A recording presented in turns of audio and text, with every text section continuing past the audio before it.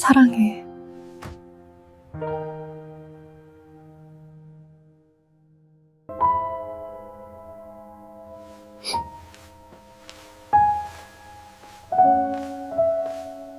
어머니는 제 이름을 평생 한 번도 부르지 않았습니다. 저는 그게 당연한 줄 알고 살았습니다. 원래 그런 분인 줄 알았습니다. 그런데 장례가 끝난 날, 어머니 장롱맨 위에서 저는 한 권의 앨범을 발견했습니다.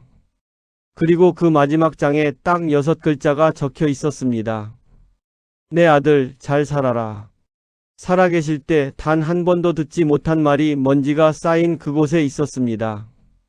그날 저는 처음으로 어머니가 제 이름을 알고 계셨다는 걸 알았습니다. 장례가 끝났습니다. 사흘이라는 시간이 어떻게 지나갔는지 모르겠어요. 울고 절하고 밥을 먹고 또 울고 문상객들 손을 잡고 또 절하고 그렇게 사흘이 지나고 나서야 비로소 집이 조용해졌습니다. 형제들도 각자 집으로 돌아가고 마지막 친척이 나가면서 대문을 닫는 소리가 났을 때 저는 처음으로 혼자가 됐어요. 어머니 방 앞에 서 있었습니다.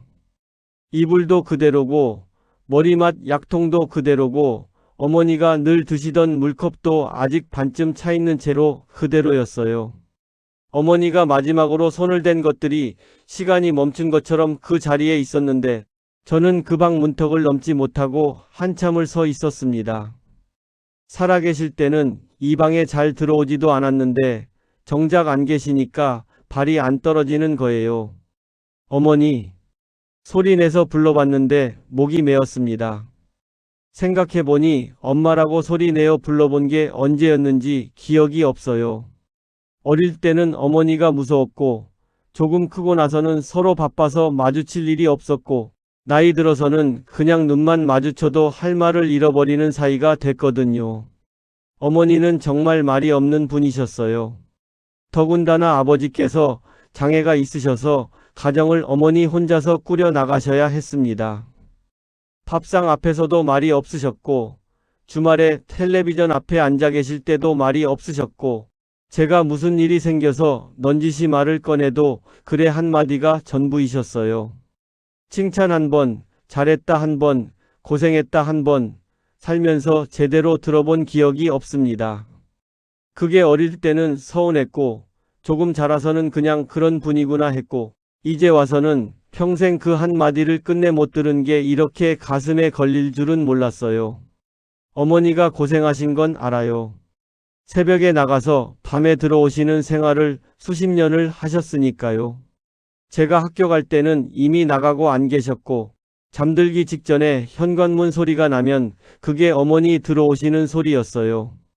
얼굴 볼 시간이 워낙 없다 보니 밥상에서 잠깐, 주말 아침에 잠깐, 그게 하루에 어머니를 볼 수 있는 전부였는데 그 짧은 시간에도 어머니는 말이 없으셨습니다. 밥 먹어. 학교 가. 자. 전부 야였어요. 이름을 부른 기억이 없어요. 제 이름을 어머니 목소리로 들어본 기억이 살면서 단 한 번도 없다는 게 그날 밤에서야 처음으로 떠올랐습니다. 장례식장 마지막 날 저녁이었어요. 문상객도 다 빠지고 빈소가 조용해진 시간에 어디선가 노래가 흘러들어왔습니다. 옆 빈소에서 틀어놓은 건지 복도 어딘가에서 흘러나오는 건지 소리가 조용하게 번져오는데 가사가 또렷하게 들렸어요. 장민호의 내 이름 아시죠였습니다. 어두운 그 길을 어찌 홀로 가나요? 새들도 나무들도 슬피 우는 밤 조심조심 가세요. 넘어지면 안 돼요. 저는 그 자리에서 그냥 주저앉아 버렸어요. 노래가 슬퍼서가 아니었습니다. 내 이름 아시죠? 한 글자 한 글자 지어주신 이름. 이 대목이 귀에 꽂히는 순간 갑자기 생각난 거예요. 어머니가 평생 제 이름을 한 번도 불러준 적이 없다는 게요. 아버지한테 들었어요. 어머니가 제 이름을 직접 지었다고, 장명소도 안 가고 사흘을 고민해서 어머니가 손수 지었다고요. 근데 정작 그 이름을 평생 단 한 번도 부르지 않으셨어요. 한 글자 한 글자 직접 고르고 고민하신 이름을 왜 한 번도 안 불러주셨는지. 저는 그날 밤 처음으로 그게 궁금했습니다. 왜 그러셨어요, 어머니? 눈물을 닦고 일어나서 어머니 방으로 들어갔어요. 방 안에 어머니 냄새가 아직 남아 있었는데 약 냄새랑 파스 냄새랑 그 특유의 냄새가 섞여서 코끝에 닿는 순간 눈물이 또 나왔습니다. 이불을 한번 손으로 쓸어봤어요. 어머니가 마지막으로 주무시던 이불이었어요. 차갑지 않았습니다. 착각이겠지만 그 착각이 그날 밤은 고마웠어요. 다음날 아침 일찍 유품을 정리하기 시작했습니다. 형제들이 다음 주에 다시 오기로 했는데 그 전에 제가 먼저 둘러보고 싶었어요. 어머니 물건을 누가 가져가기 전에 제가 먼저 하나하나 보고 싶었습니다. 서랍을 열었어요. 양말, 내복, 손수건, 평생 검소하게 사신 분이라 물건이 많지 않았어요. 옷장을 열었더니 한복 2벌에 쉐터 몇 개, 평상복 몇 벌이 전부였습니다. 장롱 맨 위 선반이 마지막이었어요. 손이 잘 닿지 않는 높이라 의자를 가져다 올라서서 손을 뻗었는데 손끝에 뭔가 걸렸습니다. 낡은 보자기였어요. 먼지가 두껍게 쌓여 있었고 꺼내보니 꽤 무게가 나갔어요. 바닥에 내려놓고 천천히 보자기를 풀었습니다.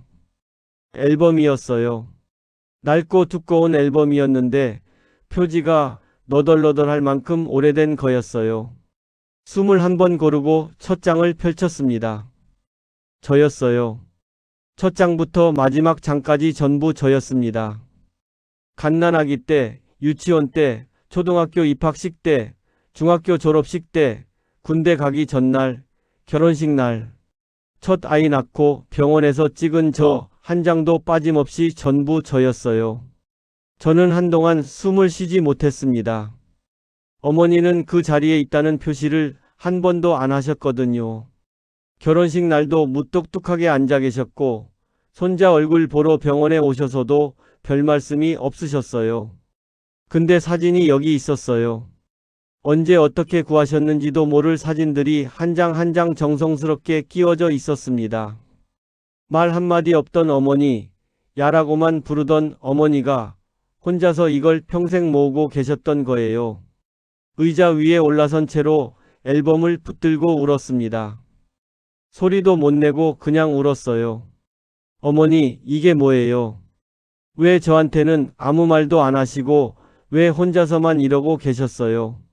앨범을 넘기다가 손이 멈췄습니다. 마지막 장이었어요. 사진이 없었어요. 대신 어머니 필체로 뭔가 적혀 있었는데 또박또박 눌러 쓴 그 글씨가 어머니 글씨라는 걸 저는 바로 알아봤습니다.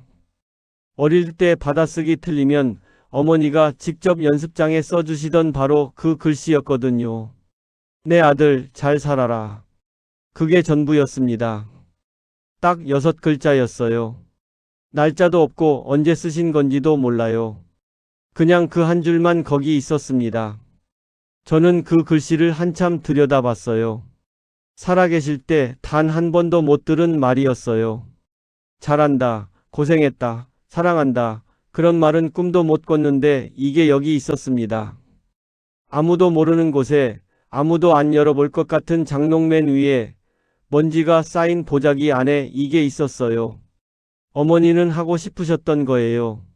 말을 못하신 게 아니라 하고 싶으셨는데 끝내 못하신 거예요. 그게 더 가슴이 아팠습니다.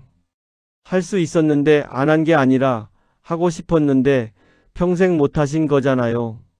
저 듣고 싶었어요.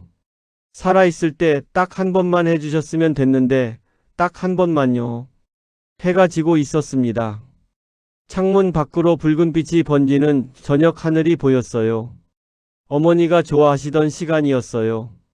저녁 무렵이면 마루에 나와서 아무 말 없이 하늘을 한참 바라보시곤 했는데 어릴 때는 그게 왜 그러시나 싶었는데 이제야 알 것 같았습니다. 저도 그렇게 서 봤어요. 어머니가 바라보시던 그 하늘을 어머니가 서 계시던 그 자리에 서서 같이 바라봤습니다. 그리고 소리내어 불렀습니다. 어머니 이름이었어요. 살면서 처음으로 어머니 이름을 불렀습니다. 박순덕 씨. 어머니가 저한테 이름을 불러주지 않으셨으니까 제가 먼저 불러드리는 거라고 생각했어요. 대답이 없었어요. 당연하죠. 근데 바람이 한 번 불었습니다. 저녁 바람이 뺨을 부드럽게 스쳐 지나갔어요. 저는 그게 대답인 것 같았습니다. 어머니, 내 이름 아시죠?